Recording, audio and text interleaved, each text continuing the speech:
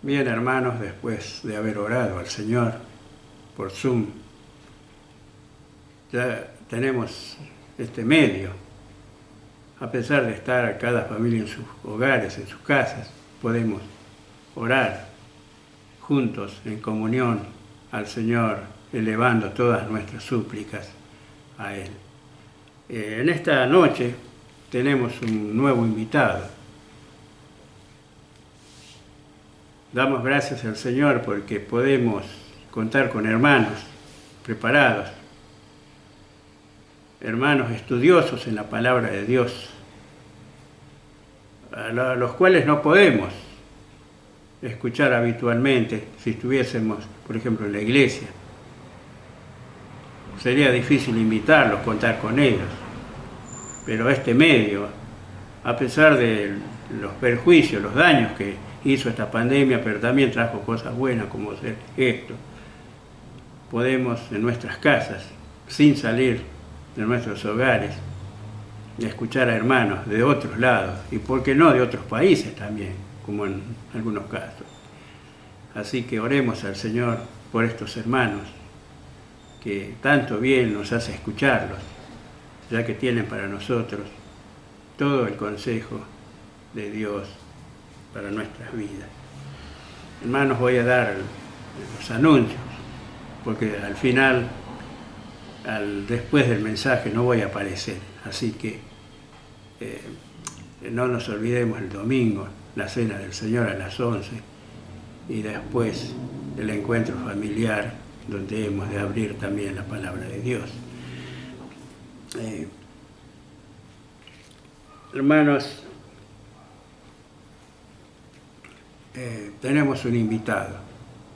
En este caso, el hermano Gerardo Ferace, de San Francisco, en la ciudad de Córdoba, en la provincia de Córdoba. Él va a tener a cargo el mensaje en esta noche. Pedimos que el Señor lo use, que el Señor lo bendiga, que lo siga usando en este ministerio que el Señor le ha dado, que bendiga su vida familiar, su vida privada, su vida espiritual. Vamos a escuchar el mensaje de Él, lo que Él tiene para nosotros en esta noche. Pero antes vamos a tener un momento musical y después sí hemos de escuchar el mensaje. Pero antes voy a orar al Señor, que el Señor bendiga su palabra, para que bendiga al hermano que ha de exponer en esta noche la palabra de Dios, el consejo de Dios para nosotros. Entonces oramos al Señor. Padre Celestial, te damos gracias porque una vez más podemos venir a tu presencia para darte gracias por estos siervos, Señor, que a la distancia nos pueden hablar, nos pueden dar todo el consejo tuyo, Señor, basándose en la palabra tuya, que es tu libro, la Biblia, la palabra de Dios. Gracias, oh Dios, por este tiempo donde nos podemos deleitar, Señor, con tus siervos. Pedimos que tú los bendigas. Que bendiga, Señor, a Gerardo, en este caso, también a otros siervos que, Señor, se han ofrecido, graban mensajes para diversas iglesias, para diversos lugares también. Padre Celestial, dejamos, Señor, entonces tu palabra, este mensaje en tus manos para que nos hables a través de tu siervo. Y Padre Celestial, todo esto lo pedimos y lo rogamos en el nombre del Señor Jesús. Amén.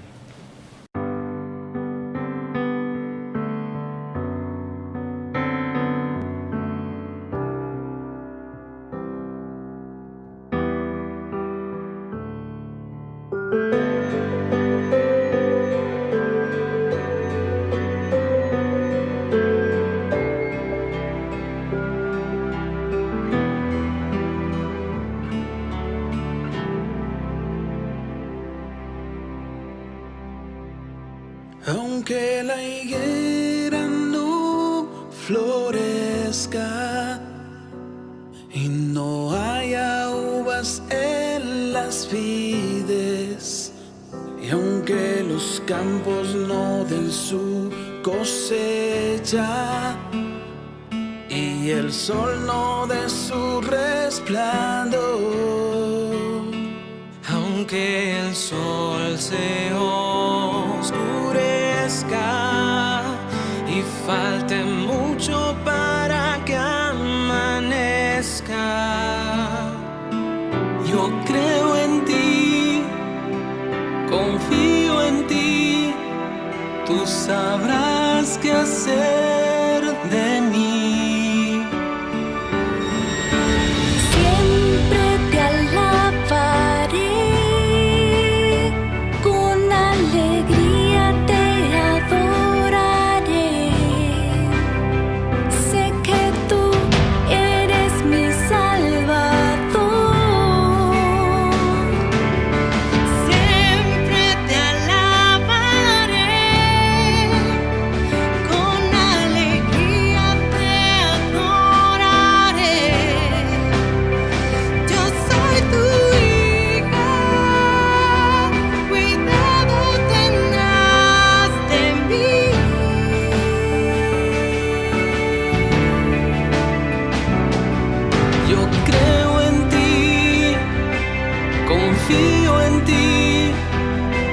Sabrás qué hacer de mí, de mí.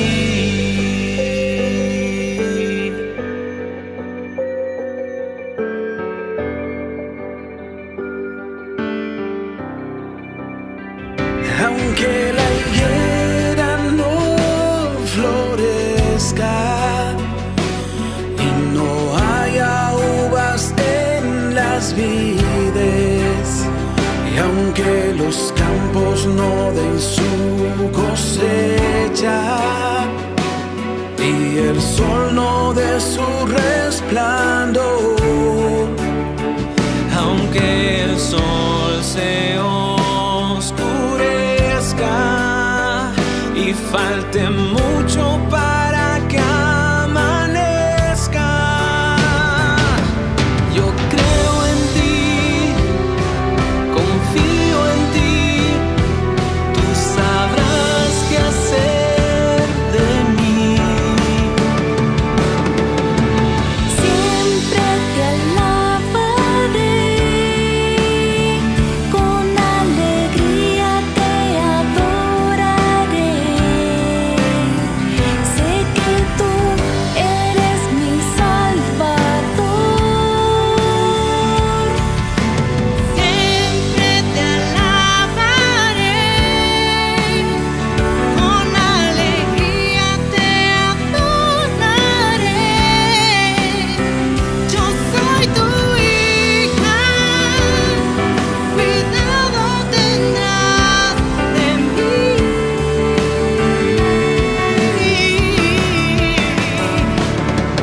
Yo creo en ti, confío en ti, tú sabrás qué hacer de mí, de mí.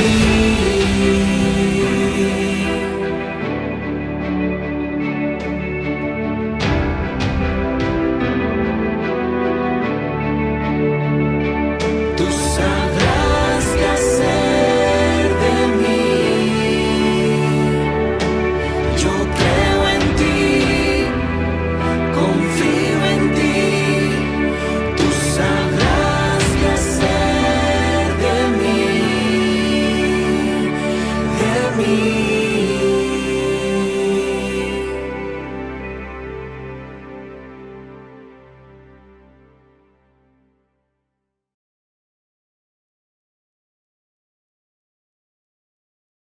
Hola a todos, ¿cómo están? Bienvenidos otra vez a este tiempo que separamos cada semana reflexionando juntos en la palabra de Dios, en el libro del profeta Habacuc. Así que te invito a buscar tu Biblia en el capítulo 3, un hombre que nos enseña a sostener nuestra fe aún en los tiempos de crisis. Por eso hemos titulado nuestro estudio La fe en tiempos de crisis.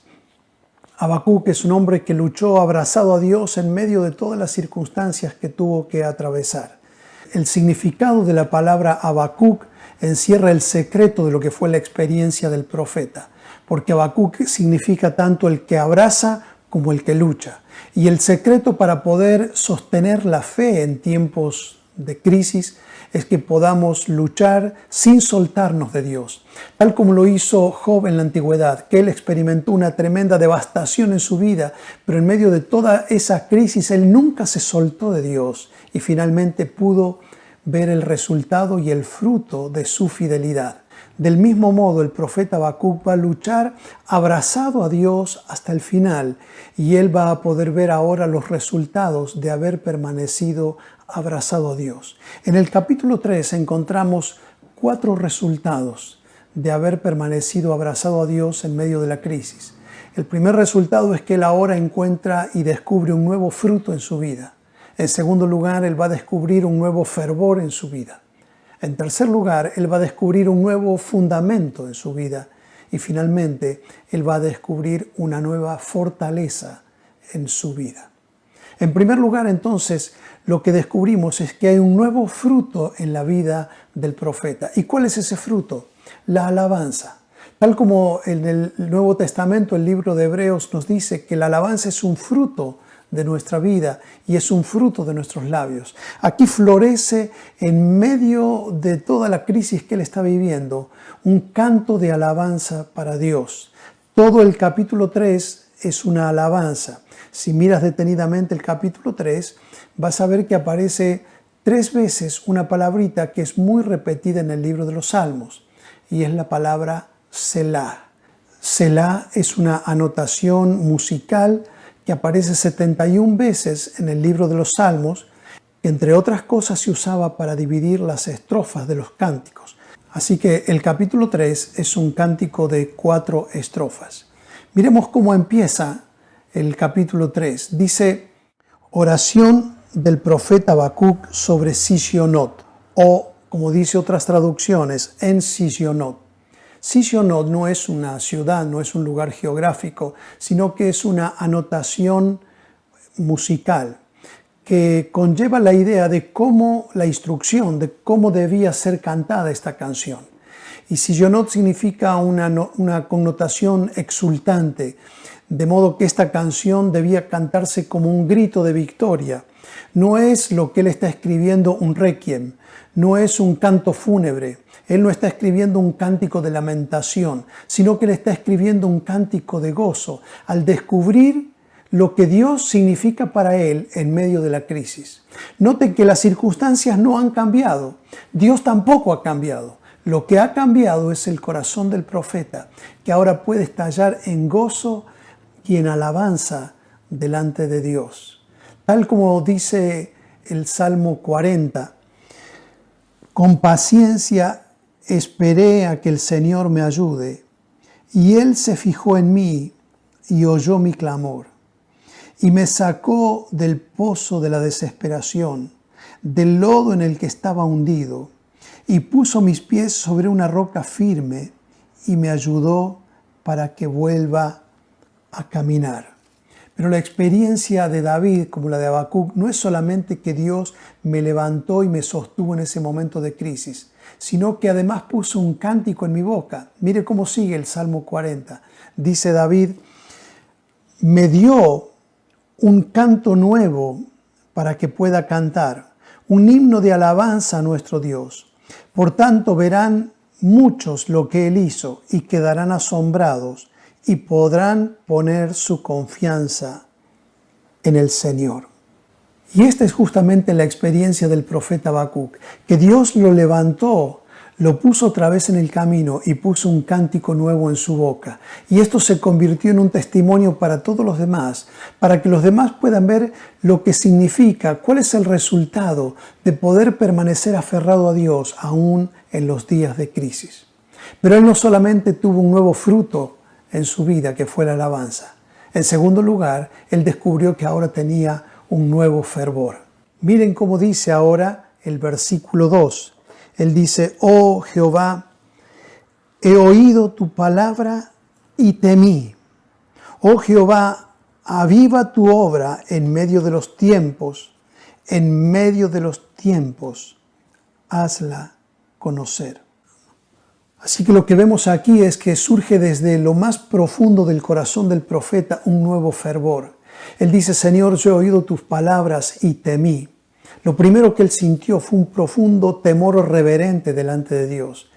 Él dice: hasta el núcleo de mi personalidad quedó bajo conmoción, lo dice en el versículo 16.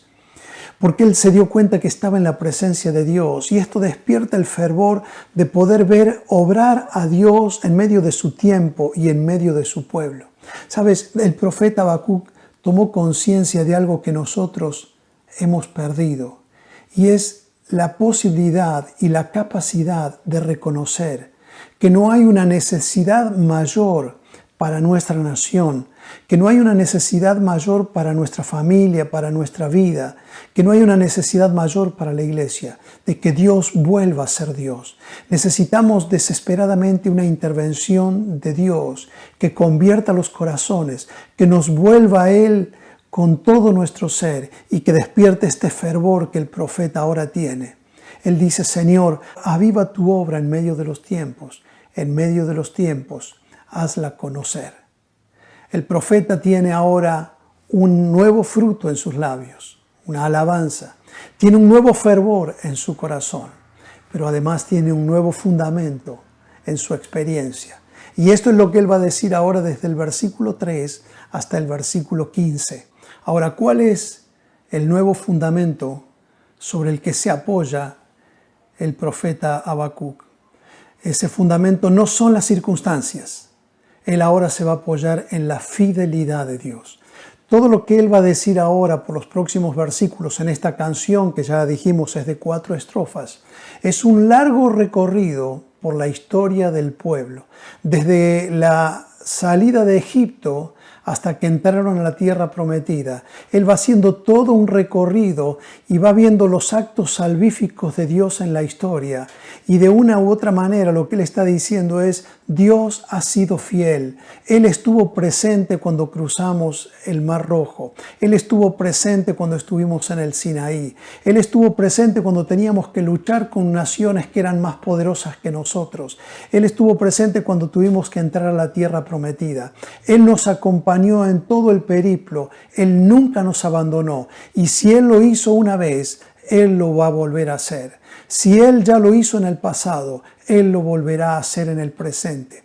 Por eso el fundamento en la vida del profeta no está en las circunstancias. Las circunstancias son volubles, son cambiantes, son inseguras, pero la fidelidad de Dios permanece para siempre. Por eso cuando vos y yo atravesamos momentos de crisis y de dificultad, debemos, como el profeta Habacuc, permanecer abrazados a Dios. Y vamos a comprobar también este fundamento en nuestra vida, que su fidelidad es suficiente para sostenernos. Sabes, la celebración central en la fe cristiana es la recordación del sacrificio de Cristo. Y de ese modo, al igual que el profeta Habacuc cuando recordaba los actos salvíficos de Dios en el pasado y podía decir: si Dios hizo esto por nosotros en el pasado, ¿por qué no va a hacer algo igual en el presente? Ese es el mismo pensamiento que rescata el apóstol Pablo en la carta a los Romanos en el capítulo 8. Y él dice: si el Señor no nos mezquinó a su propio Hijo, ¿cómo no nos dará con Él todas las cosas? Si Dios fue fiel en el pasado, Él seguirá siendo fiel en el presente. Así que el profeta tiene un nuevo fruto en sus labios, la alabanza al Señor. Tiene un nuevo fervor en su corazón, la necesidad de que Dios intervenga poderosamente.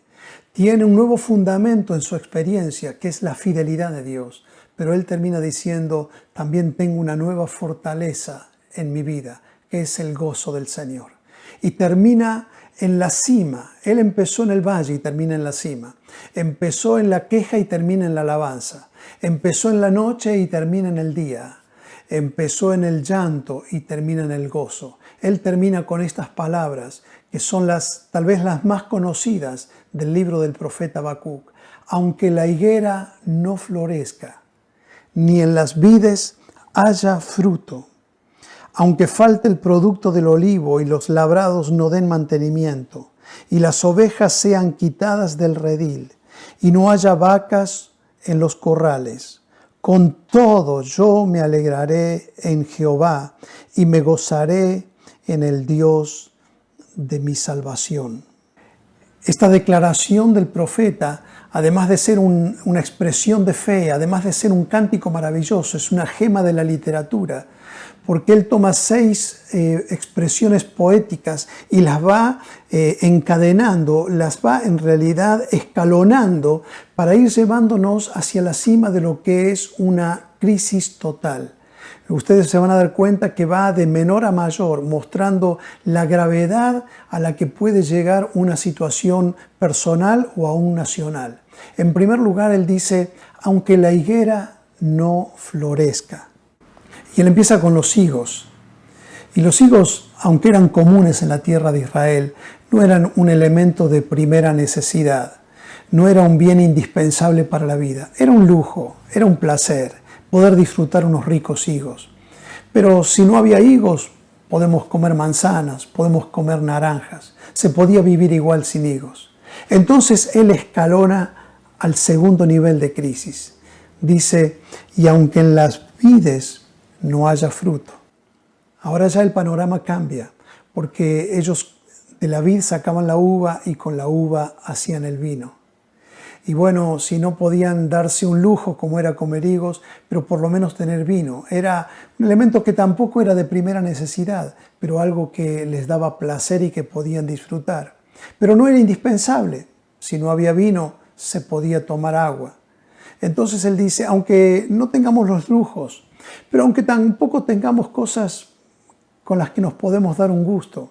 Pero ahora va a escalonar al tercer nivel. Dice, y aunque falte el fruto del olivo. Y esto ya es un poquito más complicado, porque ellos con las aceitunas hacían el aceite de oliva, y el aceite no solamente lo usaban para cocinar, sino que lo usaban como combustible para iluminar. Y ahora ya estamos en otro nivel de crisis. Podríamos decir nosotros, bueno, ¿y si me cortan la luz, qué pasa? Porque si no tenían aceite no podían alumbrar. Pero él va a subir a un cuarto escalón de crisis. Y en cuarto lugar él dice, y aunque los labrados no den mantenimiento, es decir, ahora no solamente no hay lujos, tampoco nos podemos dar gustos, no hay elementos de primera necesidad, pero ni siquiera los labrados, es decir, falta el trigo y la cebada. Ahora sí que está hablando de necesidades básicas, que eran los elementos con los cuales ellos podrían fabricar el pan de cada día, con lo cual podían comer. Es decir, incluso aunque no vea el fruto de mi esfuerzo, porque si él está esperando ver el fruto del labrado es porque ha hecho un trabajo previo. Y él dice, también hay otros niveles de crisis en la vida, cuando uno no ve el fruto de su trabajo, cuando aún no tiene los elementos necesarios para subsistir, como son el pan de cada día. Pero él va a subir todavía a un nivel más. Y él dice, y aunque las ovejas sean quitadas del redil. Las ovejas casi nunca eran usadas para comer. Podían eventualmente comer una oveja o un cordero para alguna celebración especial. Pero básicamente la oveja lo que les proveía a ellos era la lana. Era el recurso con el cual ellos no solamente se vestían, sino con el cual también hacían trueques. Recuerden que no vivían en una sociedad industrial, vivían del comercio del trueque. Y entonces Habacuc dice, bueno, si no tengo los higos, si no tengo el vino, si no tengo el aceite, si no tengo el pan, por lo menos puedo tener el recurso con el cual generar trueques y hacer comercio y poder comprar algo. Pero él dice, puede llegar a veces que la vida nos ponga en encrucijadas que son tan duras como esta que él está describiendo, de ni siquiera tener los recursos para poder comprar. Puede haber una crisis mayor y él dice, sí, todavía puede haber algo peor. Y él dice, aunque no estén las vacas, o como dice otra traducción, los bueyes en el corral. Y obviamente ellos no consumían la carne de vaca como nosotros la usamos ahora. Él está pensando en los animales que ellos usaban para arar y preparar la tierra para la nueva cosecha. Y él dice, lo que está diciendo metafóricamente, es que más allá de toda la crisis presente, ni siquiera tengamos la esperanza de poder sembrar para el futuro. Es decir, cuando llegamos a la peor de las crisis, todavía hay una crisis mayor, y es cuando se clausura toda esperanza de que esta situación va a mejorar. Y él dice, aun cuando llegue a lo peor de lo peor, con todo, y ahí viene el grito de júbilo, ahí viene el éxtasis en la victoria del profeta. Él dice, con todo yo me alegraré en el Señor. Lo que él está diciendo no es que voy a experimentar la fortaleza, la paz y la presencia de Dios a pesar de las crisis, sino que voy a experimentar su fortaleza a través de las crisis. Es lo que Pablo va a decir en el Nuevo Testamento, que es justamente en nuestra debilidad donde el Señor manifiesta su fortaleza.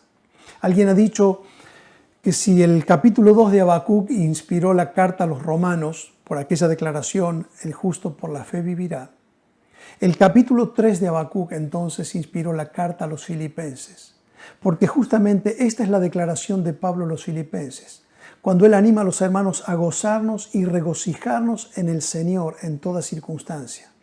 Que no es diversión, no es alegría. La alegría y la diversión son cosas que van de afuera hacia adentro. El gozo es algo que surge de adentro hacia afuera. Es la paz interior que nos sostiene aún en los momentos de dificultad. El apóstol Pablo dijo a los filipenses, en todo y por todo estoy enseñado, para los momentos de abundancia como para los momentos de escasez. Y él agregó esta frase, muy posiblemente sacada o inspirada en el profeta Habacuc: todo lo puedo en Cristo que me fortalece. Esa es la misma expresión que usa aquí el profeta Habacuc, cuando él dice, con todo yo me alegraré en el Señor y me gozaré en el Dios de mi salvación, porque Jehová es la fortaleza de mi vida. Pero él agrega algo más, no solamente el Señor es mi fortaleza, él dice, el Señor hace mis pies como de gacela y en mis alturas me hace andar. Termina con esta declaración que se repite 3 veces en el Antiguo Testamento, describiendo a un animal que es sumamente indefenso, que es débil, que su defensa no depende de su fortaleza, sino de su capacidad de subir a las alturas. Porque la gacela, por el tipo de pezuñas que tiene, puede trepar fácilmente a los escarpados, puede subir a los lugares altos, y entonces cuando se ve atemorizada por algún animal que está cercano, su refugio es subir a los lugares altos. Y sube a lugares y se esconde en lugares donde los animales depredadores que la pueden cazar no pueden llegar. Sabes, muchas veces cuando se habla de superación o de resiliencia, sin darnos cuenta estamos recurriendo a esta idea. Cuando hablamos de superar una crisis o superar un problema, usted sabe que la palabra superar viene de un término latín que es supra, que significa lo que está más arriba. Entonces, la única manera de superar un problema, una crisis, es poder ir más arriba, es poder ascender. Y el profeta Habacuc dice en este salmo, Señor, tú me ayudas a ir más arriba de este problema. En la medida que me voy acercando a vos, encuentro en vos y en tu seguridad la fortaleza que mi vida necesita. Sabes, los primeros cartógrafos de la historia, los primeros en trazar mapas fueron los marineros.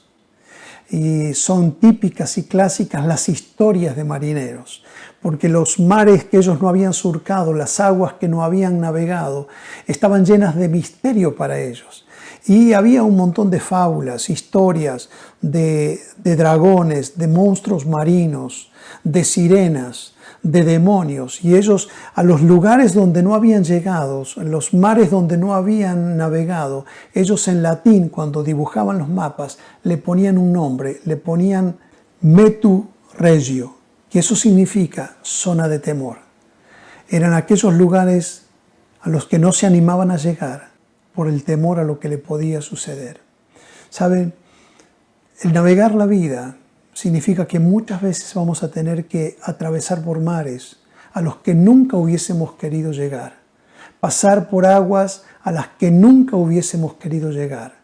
Pero vos y yo tenemos una seguridad como hijos de Dios, que no hay ningún mar que Dios no pueda cruzar por nosotros, que no hay ningún lugar al que nosotros podamos ir en el que el Señor no nos va a acompañar. Por tanto, después de recorrer la experiencia del profeta Habacuc, podemos decir incluso igual que dijo David: aunque atraviese valles de sombra de muerte, no voy a tener temor, porque tú vas a estar conmigo y porque tú me vas a infundir aliento o fortaleza. Mi querido, si algo quisiera dejar es el desafío y es el ánimo a que podamos confiar en que jamás va a haber mares por cruzar en los que el Señor no nos pueda acompañar.